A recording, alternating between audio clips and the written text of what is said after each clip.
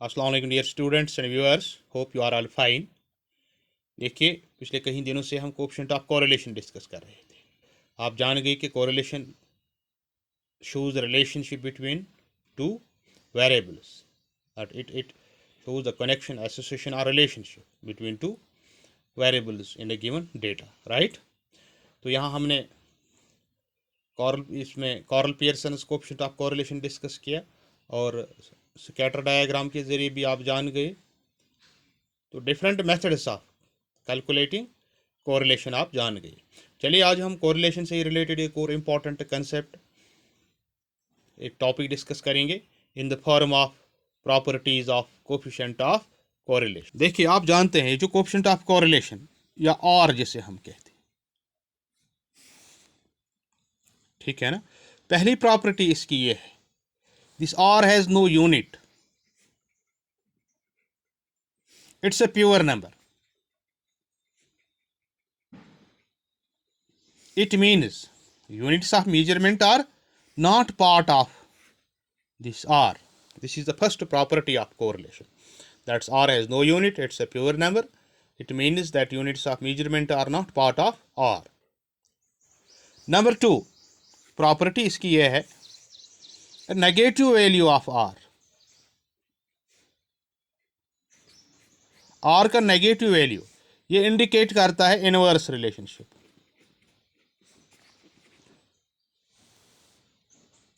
And if R is positive,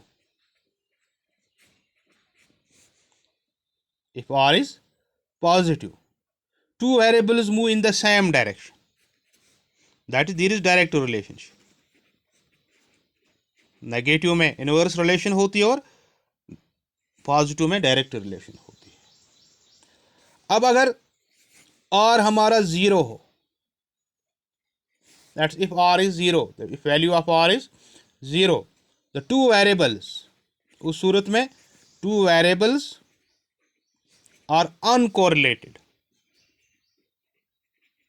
it means that there is no relationship, there is no linear relationship between them. However, other types of relation may be there. Linear relation नहीं हो सकती है, other relations हो सकती है, right. अब चौथा point है, अगर r बराबर है 1 के और r is equal to -1, then the correlation is perfect. Correlation is perfect or proportionate, right? याद रखिए, a high value of R indicates strong linear relationship. इसका मतलब +1 और -1 ये स्ट्रॉन्ग लीनियर हो सकती है।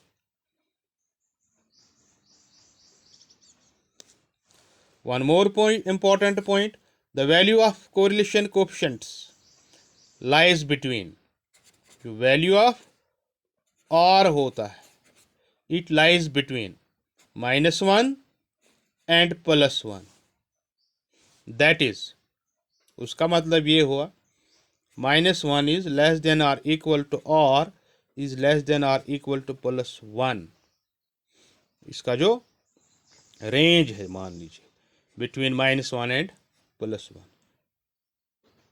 If the value of R lies outside this range, अगर वैल्यू ऑफ R इस रेंज से आउटसाइड हो, उसका मतलब है there is error in calculation, there is error in calculation, ठीक। तो ये कुछ points of properties of correlation coefficient और कोएफिशिएंट ऑफ कोरिलेशन है, ठीक है ना। जब इंपॉर्टेंट बात याद रखनी है कि it's a pure number, it has no unit, negative inverse relation दिखाता है और पॉजिटिव डायरेक्ट रिलेशन दिखाता है। If R is equal to 0, then there is no correlation between two variables. ठीक है ना। तो ये कुछ पॉइंट्स ऑफ प्रॉपर्टीज़ हैं। तो जो दूसरा इम्पोर्टेंट टॉपिक हमने डिस्कस करना है कोरिलेशन में, that is Spearman's rank correlation coefficient. Spearman's rank correlation coefficient, इसके थोड़ा सा इंट्रोडक्शन हम इस पर करते हैं, बाकी डिटेल्स हम नेक्स्ट लेक्चर में जाएंगे। देखिए, Spearman's rank correlation coefficient was developed by Charles Edward Spearman, एक बहुत बड़े स्टैटिस्टिशियन थे। इन 1904 में Charles Edward Spearman, popularly known as Spearman, उसने 1904 में ये कोएफिशिएंट ऑफ कोरिलेशन दिया है, राइट। और जहाँ तक इसका ताल्लुक है, देखिए कुछ वेरिएबल्स ऐसे होते हैं whose quantitative measurement is not possible, जिनको हम एट्रीब्यूट्स कहते हैं। एट्रीब्यूट्स ब्यूटी है, ब्रेवरी है, ऑनेस्टी है, beauty, honesty, bravery, wisdom, ability, देखिए इनको हम क्वांटिटेटिवली मेजर नहीं कर सकते, ठीक। और इन एट्रीब्यूट्स को हम नंबर्स में एक्सप्रेस नहीं कर सकते। ऐसी सूरत में क्या हम करेंगे? The relative merit can be determined on the base of their order of preferences or ranking. ऐसी सूरतों में हम रैंकिंग करते हैं और order of preference. For instance, अगर एक फैंसी ड्रेस कंपटीशन है जिसमें 2 जजेस हों, दे में rank the participants in the order of preference. Similarly, selection committee में prepare a list of successful candidates in order of preference. We experience many such examples in our day-to-day life. तो ऐसी situations में हम क्या करेंगे?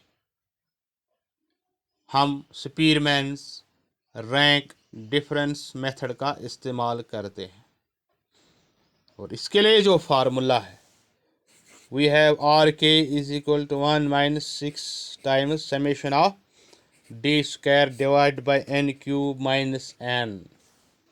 This is the formula for calculating Spearman's coefficient of rank correlation. RK is rank correlation, D is the difference between the two ranks of the two variables, n is the number of pairs. देखिए 3 situations में हम ये calculate कर सकते हैं। When ranks are not given, when ranks are given, when the value of the series are the same, ठीक है ना। तो इसके लिए 3 टाइप्स की सीरीज, जब रैंक्स दी गई हों, जब रैंक्स नहीं दी गई हों, और जब वैल्यू ऑफ सीरीज सेम हो। कैसे कैलकुलेट करते हैं, we will discuss that in the next lecture. तो आज के लिए इतना काफ़ी है। इतना आप याद रखिए, जो स्पीरमैन्स कोएफिशिएंट ऑफ रैंक कोरिलेशन है, it's used in case of attributes, यानी कुछ वैल्यूज़ को हम नंबर्स में एक्सप्रेस नहीं कर सकते, तो वहाँ एक स्केल ऑफ प्रेफरेंस होती है, ठीक है ना। रैंक्स होती हैं, उन रैंक्स की बुनियाद पे हम बता सकते हैं कि कहाँ पे कितनी रिलेशन है, ठीक। तो आज के लिए इतना काफ़ी है। इंशाल्लाह we will discuss how the coefficient of rank correlation is calculated in the next lecture. Thank you very much. Have a nice day. God bless you all.